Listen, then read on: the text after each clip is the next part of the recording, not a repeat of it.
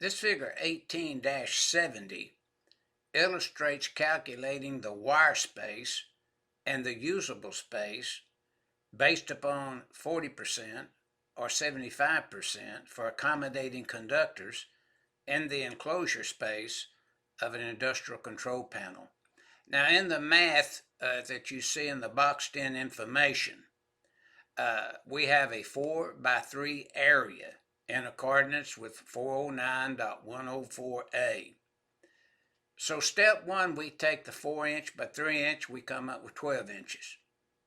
If we're just having conductors passing through, then step two, 409.104A, we can take 40% of 12 and come up with 4.8 square inch area where conductors can just pass through in that space and have room to do so.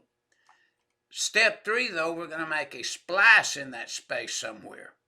Just anywhere the splice we're going to, make such a splice. 75% of 12 inches would be 9 inches. So just where we make the splice now, we're talking about taking up space. So the solution in step two is 4.8 square inch area. And then the space in step three is 9 square inch area.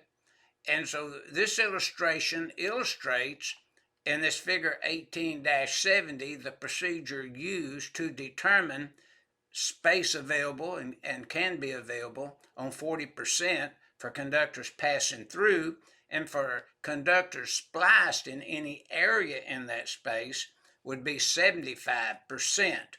And then, of course, we could also look at the note and look at other sections that deals with conductors passing through, splice conductors, terminating conductors, wire bending space, and that kind of thing.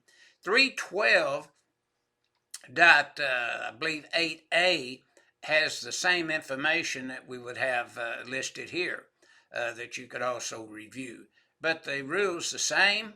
All we're doing here is passing through an industrial control panel, or we're splicing in an industrial control panel, and that's what figure 18-70 is illustrating.